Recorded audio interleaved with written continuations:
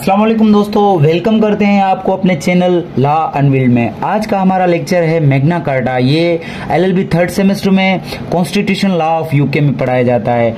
आज हम समझेंगे मैग्ना कार्टा की background, reasons of Magna carta. Magna carta जो डिवाइडेड है 6 पार्ट्स में, इसकी 61 क्लासेज हैं, जिसमें से 39 क्लासेज जो हैं वो मेन क्लास हैं। इसके इंपॉर्टेंस ऑफ मैग्ना कार्टा के मैग्ना कार्टा की खुसूसियात क्या हैं, तो सबसे पहले जान लेते हैं मैग्ना कार्टा की बैकग्राउंड। मैग्ना कार्टा का मतलब है ग्रेट चार्टर। मैग्ना कार्टा एक लैटिन टर्मिनोलॉजी है जिसका मतलब है ग्रेट चार्टर। मैग्ना का मतलब है ग्रेट, कार्टा का मतलब है चार्टर। इसको वर्ल्ड का फर्स्ट रिटन डॉक्यूमेंट समझा जाता है, लेकिन हम इस बात को नहीं मानते क्योंकि मीसा के मदीना जो था मुसलमानों के नज़दीक वो ही फर्स्ट रिटन डॉक्यूमेंट्स था। चलो इसको हम पढ़ लेते हैं। जब नॉर्मन पीपल आए थे 1067 में, तो उन्होंने कन्क्वायर किया था ब्रिटिश को। तो किंग हेनरी टू था, उन्होंने ब्रिटिश पीपल्स के साथ वादा किया था कि he will give rights to public. तो उसने वादा किया था कि वो पब्लिक को राइट्स देगा, लेकिन वो फेल्ड हुआ। उसकी फेल्यूर काजिज क्या थी? इंग्लैंड वर्सेस फ्रांस वार हुआ, जिसके नतीजे में वो फेल हुआ अपना वादा फुलफिल करने में। तो किंग जॉन, जब हेनरी टू का बेटा आया किंग जॉन, तो उसने कहा पब्लिक से कहा कि मैं आपको आपके राइट्स नहीं दूंगा। तो सबसे पहले जान लेते हैं इसकी थोड़ी सी रीजंस के मैग्ना कार्टा के रीजंस क्या थे। 3 main reasons of Magna Carta, 3 main वजूहत है मैग्ना कार्टा के। सबसे पहली वजह है लैक ऑफ पावर, दूसरी वजह लैकलैंड, तीसरी वजह क्या है? डिस्प्यूट विद चर्च, किंग का चर्च के साथ डिस्प्यूट। सबसे पहले थोड़ा हम पीछे चले जाते हैं। किंग हेनरी टू जो 1054 से लेकर 1089 तक किंग रहा, उसके 4 बेटे थे, हेनरी 3 और Richard the Lionheart, Geoffrey and king John. King Henry 3 जो है वो अपने बाप के दौर में भी उसने इक़्तिदार संभाला था, क्योंकि इसका बाप किंग हेनरी बीमार रहता था, तो इसको हेनरी यंग भी कहा जाता था। 1070 से लेकर 1083 तक इसने हुक्मरानी की अपने बाप के होते हुए।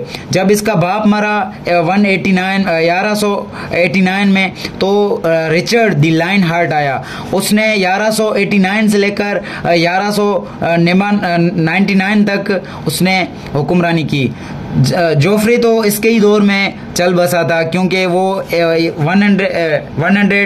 1186 में डाइड हुआ था। उसका एक बेटा था अर्थर। बाद में इसको किंग जॉन ने मतलब किडनैप करवाया था, सिर्फ और सिर्फ इक़्तिदार की लालच में। किंग जॉन जो है वो असल विलेन है इस मैग्ना कार्टा का। इन 1170 में 1170 में हेनरी यंग ने कंट्रोल किया इंग्लैंड को, because king Henry two was ill. मैंने आपको पहले ही बताया था कि इसके बाप के होते हुए, किंग हेनरी के होते हुए, उसके बड़े बेटे हेनरी यंग ने ही संभाला था इंग्लैंड को। और 1159 में जब 1189 में after king Henry two, Richard the Lionheart become rightful king, वो राइटफुल किंग बना, क्योंकि यूके में ये कानून होता है कि बाप मर जाए तो उसका बेटा उसका बेटा, ऐसे ही मतलब नस्ल दर नस्ल किंगशिप चलती आती है। जॉन को जो है लस्ट था पावर का, और वो इस बात से वाकुफ था कि रिचर्ड द लायनहार्ट के बाद Geoffrey become the of throne, वो बादशाहत का सरताज पहनेगा। लेकिन जॉन ने इधर कॉन्स्पायरेसीज की, अपनी फैमिली के खिलाफ किंग जॉन ने जो है कॉन्स्पायरेज की। उसकी पहली कॉन्स्पायरेसी थी कि उसने जोफ्री के बेटे आर्थर को किडनैप करवाया था, और उसकी दूसरी कॉन्स्पायरेसी ये थी कि उसने इजिप्ट को सपोर्ट किया था against the war of England. जो सलाउद्दीन का वार था उसमें इजिप्ट को उसने सपोर्ट किया था और उसको ज्वाइन किया था इंग्लैंड के खिलाफ, अपने मुल्क के खिलाफ उसने बगावत की। दूसरी इसकी ये थी। किंग जॉन की तीसरी कॉन्स्पायरेसी थी कि उसने फ्रांस को सपोर्ट किया था against England. France versus England war चल रही थी, उसने अपने कंट्री को छोड़कर उसने फ्रांस को सपोर्ट किया और फ्रांस के साथ एग्रीमेंट किया कि आप मुझे किंग बनाएंगे, मैं आपको सपोर्ट करूंगा। लेकिन फ्रांस ने बाद में ऐसा नहीं किया। दोस्तों ये किंग रिचर्ड के दौर में जब वार चल रही थी तो इसने अपने भाई के तख्त के खिलाफ उसने फ्रांस को सपोर्ट किया था। और दूसरा बड़ा रीजन था लेकलैंड था। किंग जॉन किंग तो बन गया लेकिन उसके पास जमीन नहीं थी, लेकलैंड कहा जाता है इसको।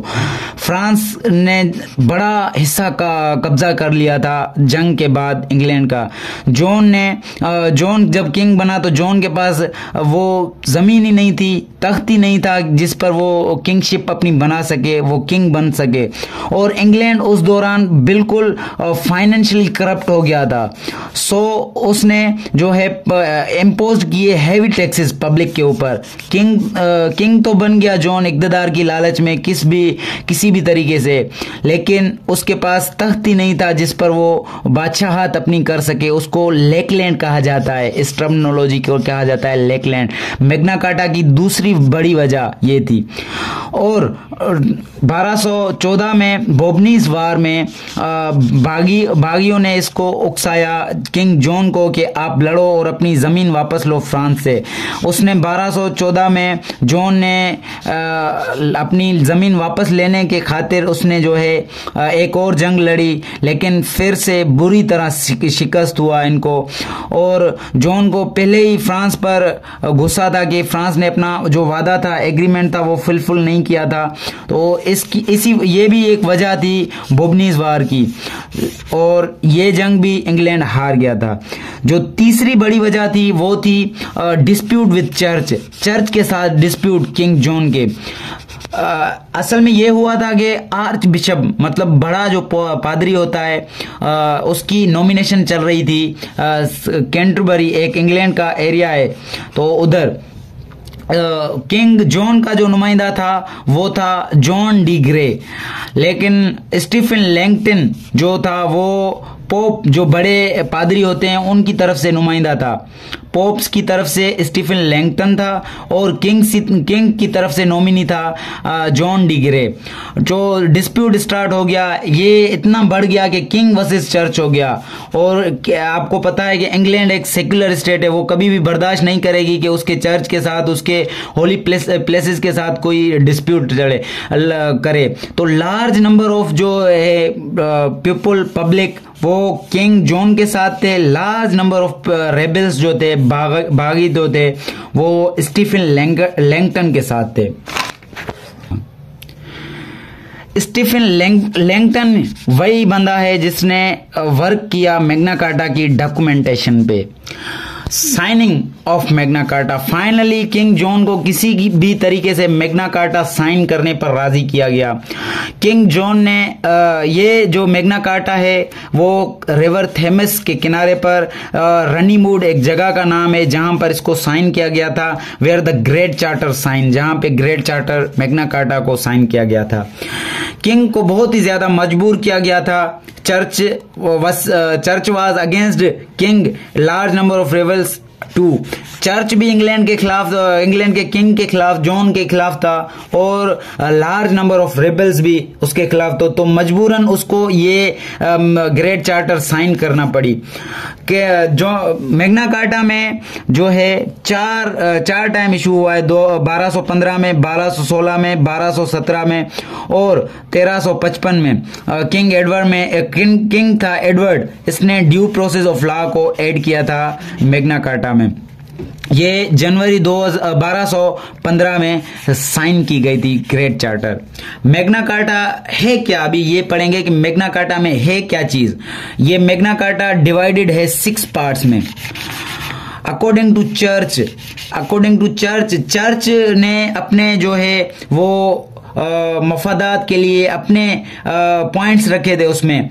Church will be independent, church को आजादी होगी हर तरीके से, और किंग जो है वो स्पिरिचुअल और रिलीजियस मैटर्स में चर्च से मशवरे लेगा। चर्च की ये दो बातें रखी गई थी मैग्ना कार्टा में।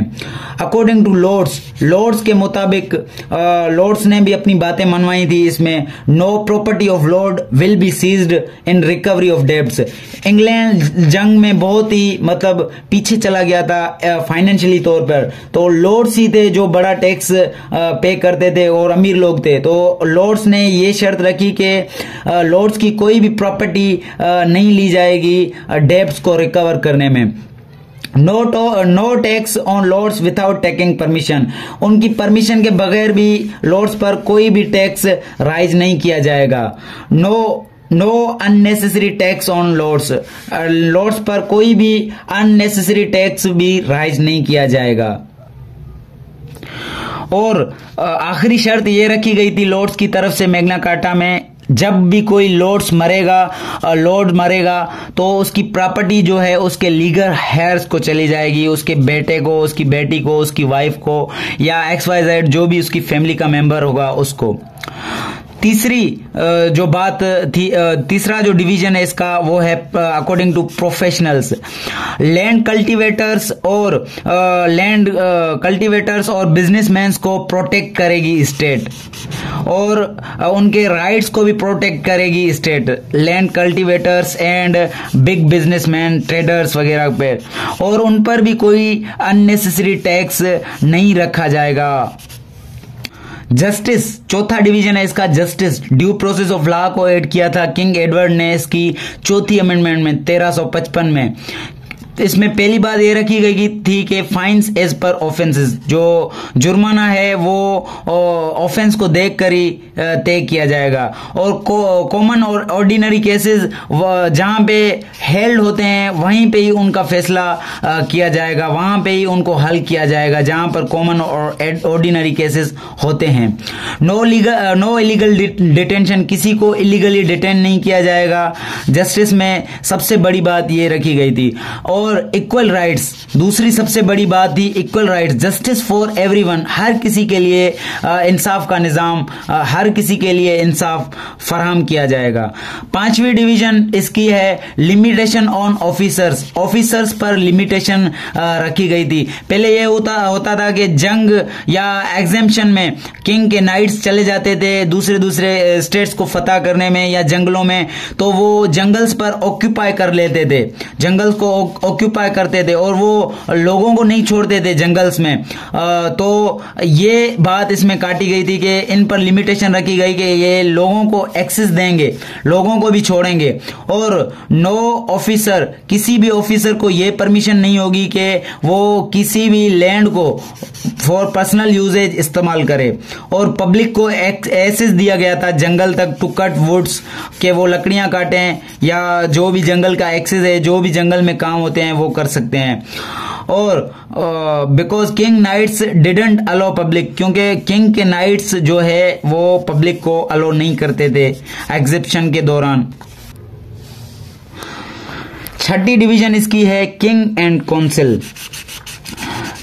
एक काउंसिल बनाई जाएगी जो किंग को जो है 25 मेंबर्स की एक काउंसिल बनाई जाएगी जो किंग को जो है पाबंद करेगी मैग्ना कार्टा को, मैग्ना कार्टा की इम्प्लीमेंटेशन पे 25 मेंबर्स की एक काउंसिल बनाई जाएगी और जिसमें लॉर्ड्स और बैरल्स होंगे, लॉर्ड्स और बागी होंगे। और king can relinquished his post, king अपनी पोस्ट को खुद भी खत्म कर सकता था इसके तहत, छठी डिवीजन के तहत।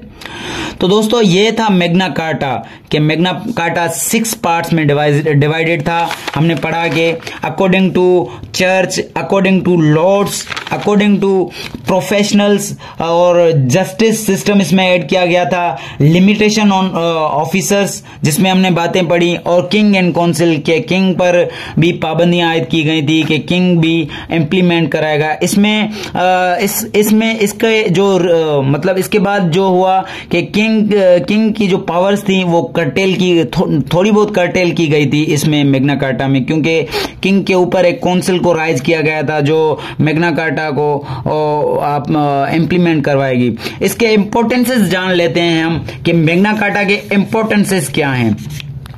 इसने जो है प्रोवोक किया अदर स्टेट्स को to give rights to public, और दूसरे स्टेट्स को प्रोवोक किया कि वो अपने पब्लिक को राइट्स दें।